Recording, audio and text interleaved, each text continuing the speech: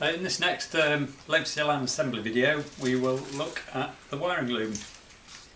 This is the old wiring loom, so rear light, number plate, lamp, other rear light, and I think this must be a fuel tank sender gauge connection, and then it's quite a long run where it makes its way from the boot and along to the front of the car.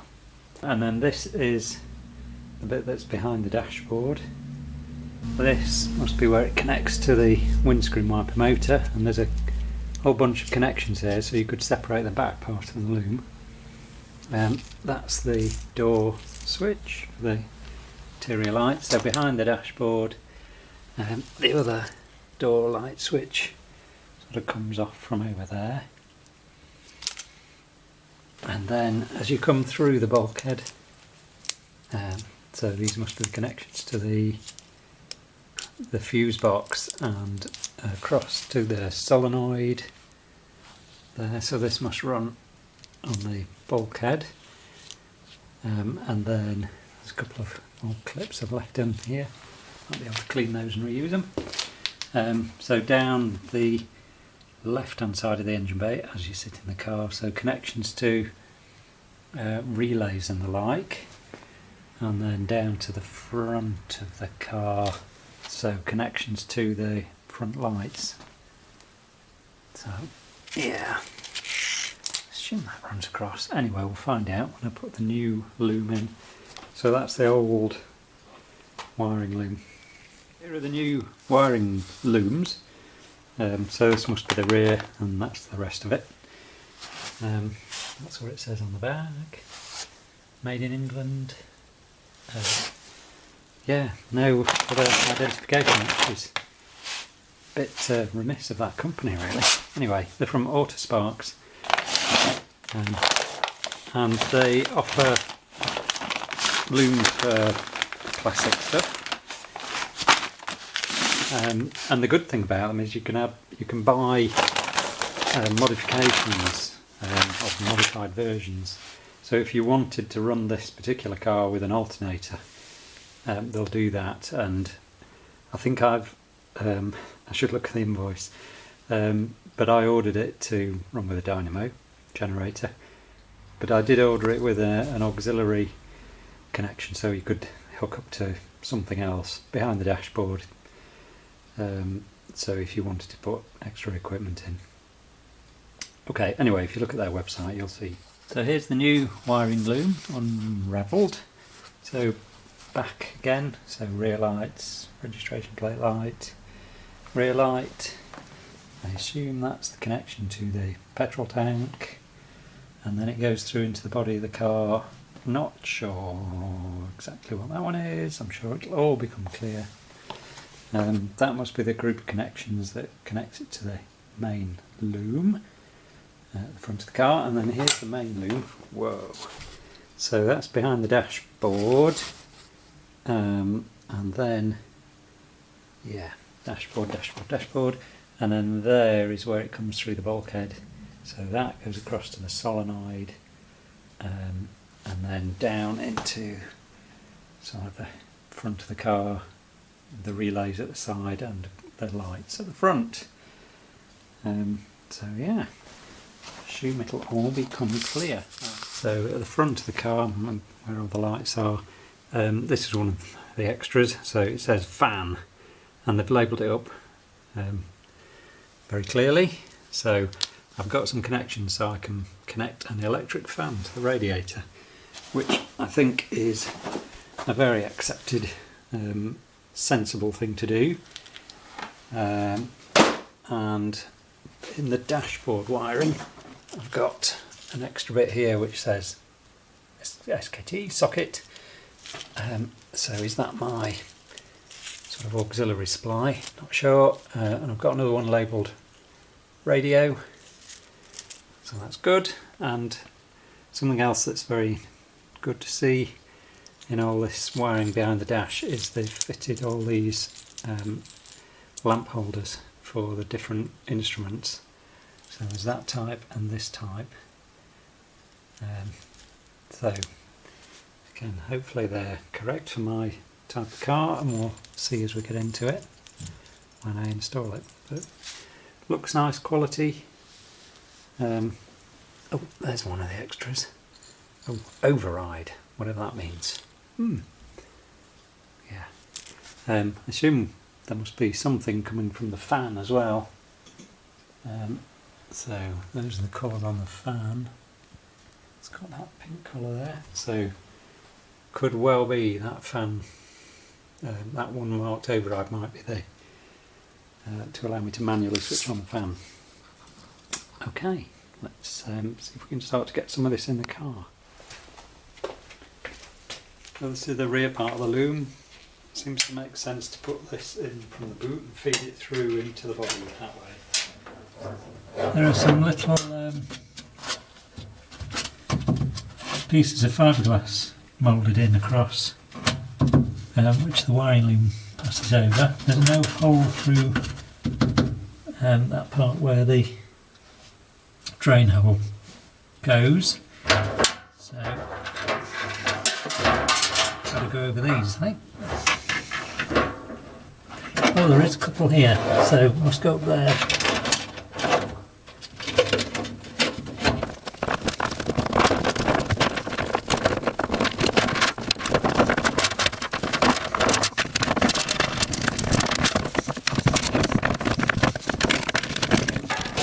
The loom then passes through, there's two holes on the back here, it passes through the lower of those two holes. And I've got photos when it came out and there definitely wasn't a grommet in it. But anyway, I'm going to feed it through. I might put a grommet on if I can fit one from the other side. So here's the wiring loom coming through. Everything's black, it's probably really difficult to see. And definitely it was bonded underneath some sound deadening material around like that, and then it went into this space, so I'm going to feed it through there. I've got an extra bit here that is joins just at this point where it's obviously going to go into the frame. What can that be for? I better check. Purple, purple, and purple, white, purple, white. It's not going to reach up there, it's got to be something this end. So, something to do with battery. The battery on this car sits here. And it ends up here. So this is where it's going to join the main part of the loom. I'll probably end up tie wrapping it to the frame to stop it moving around, I think. This part of the main loom, so where it goes down to the headlights, right up to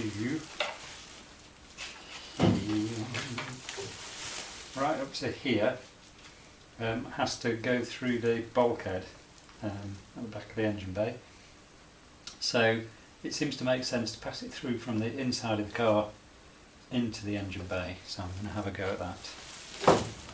I'm going to gather the wiring loom up in that white foam as it comes through, just so it's not flailing around and got the risk of scratching something.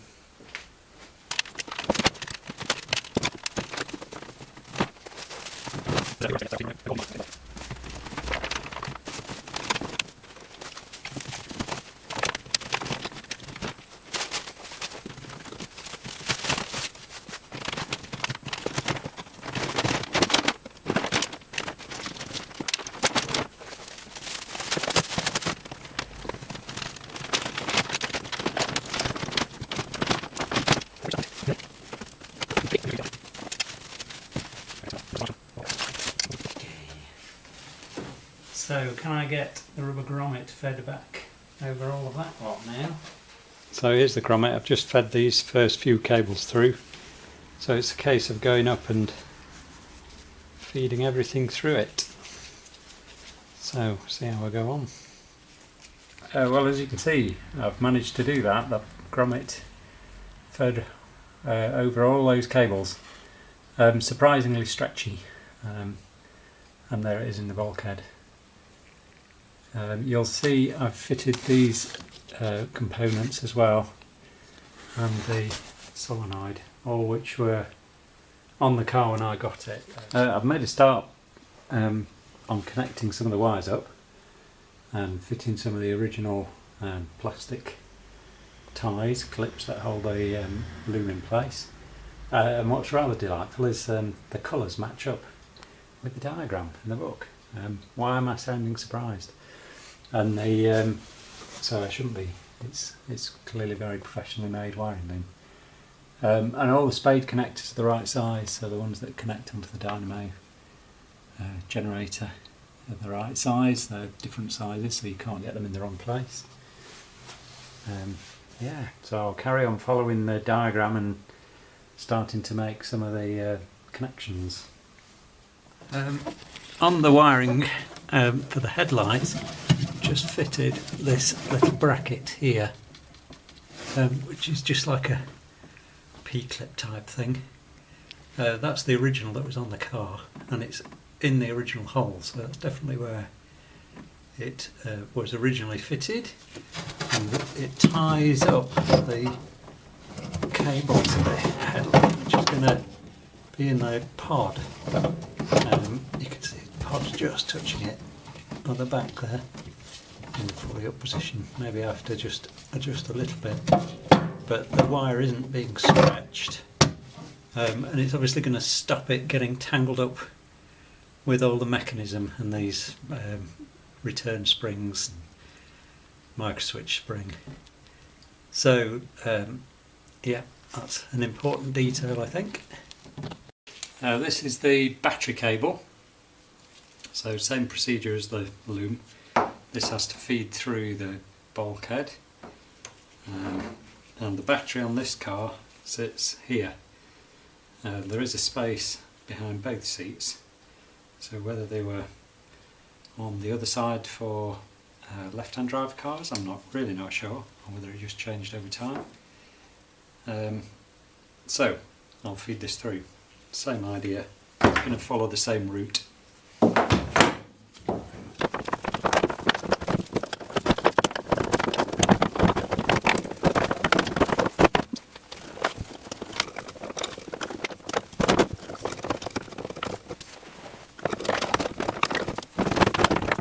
So the route of these cables was along this inside the frame, and then when you get to the front, it goes right to the top of the frame.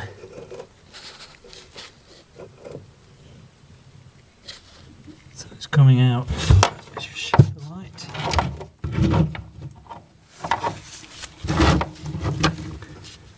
So it's coming out right at the top of the frame, and before it comes along, and then it's going to go through the holes. You can see where the main loom's going through, so it's going to go through that hole next to the main loom. Okay.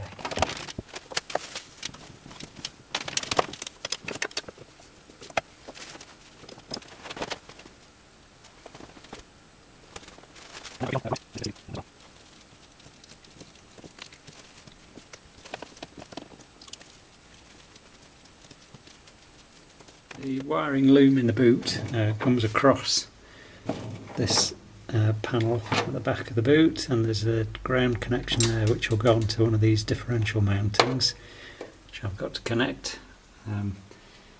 There's lots of grounding, quite a number of grounding points in the harness, which is one of the maybe slight disadvantage of a fiberglass body. You have to have lots of grounding points to get all the earths connected together. This is a new piece of insulation I've cut, which is going to go on there. This is the original, and you can see on this side, you can see where the wiring loom went across, so it just went sort of diagonally across that part. So a quick summary of the loom now. It's more or less in place from back to front. So you've seen how it runs along the underside of here, on those little pieces of fiberglass for the rear lights and the rear number plate light.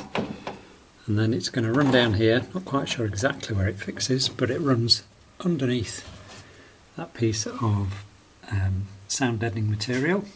As we saw, that's where it links to the petrol tank, and then it goes through a hole in that rear bulkhead. I've got some additional wires here which weren't part of the original, I don't think. I think they're one of the extras I've ordered. And then it comes through the rear bulkhead in that lower hole. There was no grommet in that hole, and it's going to be glued in place underneath here. You can see the original glue lines, and it comes around again. You can see the original glue line there, so it's going to be glued underneath the, well, I say glue, but trapped underneath the sound deadening material. This is where the battery cable starts, because the battery was located here on the passenger side of this right hand drive. The other battery cable is here, and it goes through, I'm pretty certain it's going to go through a hole that I'm going to drill in the chassis there, which will bring it more or less straight into that battery area. This is the original, and that's some red paint on the nut from when it was painted red oxide lead red. There's the battery cover box, which is going to sit in that position there. I haven't drilled the holes here yet from when I renovated it. And then it runs, as we saw, inside the frame, comes up, and it goes right up to, I'll get the light in there, the very top of the frame. So we're looking up, and hopefully you can see it coming out the very top of the frame, and that's the loom and the battery cable. And then that's where the rear loom joins with the front loom, and the battery cable carries on. If I just low down, you can see the battery cable running through the front bulkhead, next to where the main loom runs through some grommets. So on this side, that loom carries on, it drops down in front of the fan box, and there's a couple of cables, well those are round up on the top there, they're for the radio, and there's one that's sheathed that runs all the way across and is going to go through across to the door switch on that side. There's one for the door switch on this side as well. So this is going to come across and feed through the frame at the side, and will be connected to the door switch at this side. Okay, we'll move around on the right hand side, the driver's side in this case. So the loom's going to come across, and you can see up here there is one relay in place. That's the relay for the front lights, headlamps. So that will no doubt be connected to the light switch on the dashboard, and then you can see the rest of the loom with lots of lamps for all the indicators, and just fed across here is the where that sheath comes across, though that's going to be the other door switch connection eventually. Sorry, I'm not in a good place there. Okay, so that's the, well, when I put the dashboard in, show a lot more detail about that. There will be a relay attached to the steering column that is a flasher relay for the indicators, which is positioned behind the dash. So in the engine bay, you can see, oh, that grommet's moving. That's going to take some positioning. So you can see where the battery cable runs across to the solenoid valve, and the loom goes across to the solenoid as well, and connects into the fuse box, and this control box, and then the loom comes down and across this area. These are the original clips in the original holes, so that's definitely the route it came. Runs down, goes across to the dynamo generator, and then runs forward. I'm going to move around. There are earth cables that run up to this part. I've cleaned off the paint behind there, I promise. So it's going to pick up an earth through the chassis. I will take that bolt out and make sure that's cleared of all the paint as well. And then there's an extra earth cable here which I think runs up to the dynamo, but I'm pretty certain that wasn't on my original loom. Another clip there, that's again in the same position as it was. There's a group of wires which come up here which are going to connect to a flasher relay and another relay, which fix against this side wall of the engine bay here. Some of the, well, all the original holes are there, and that's the relay, which I'm just starting to clean up. I'll test to see whether it works. So that fixes against the side, and that relay is switching the headlamps on, but through this other flash unit which also fixes on here, this way up. So we'll connect into the loom. So that's like an indicator flash. I assume it was a different rate to the indicators, and it flashes the headlamps. So the light switch has two positions, one where the headlamps are just on using the relay behind the dashboard, which we saw, or you can switch them on using this relay which operates them through a flasher, so the headlamps would flash, which I guess would not be very acceptable if you drove along with your lights flashing these days. The loom then runs across the bodywork here. Again, that's an original clip in an original place, and at this point there are connections which go to the headlamps and the indicators and the side lamps, which are all running through. Got those connected. That's connection for the horn, that's connection for the other horn, and these are extra brand new ones which are for a fan unit which I ordered extra. Let me put some extra light on. Sorry, should have had my light on before. And then connections again for headlamps and the side lamps and indicators at this side which are connected. That's the horn. They also come up to these micro switches, or switches which are switched on when the headlamps go up. Sorry, missed that at this side as well. One of these is for the headlamps in their normal operating mode, where they're just switched on, and the other is for when they're operating in the flashing mode. So I thought they were to switch individually the lights on, but they're not at all.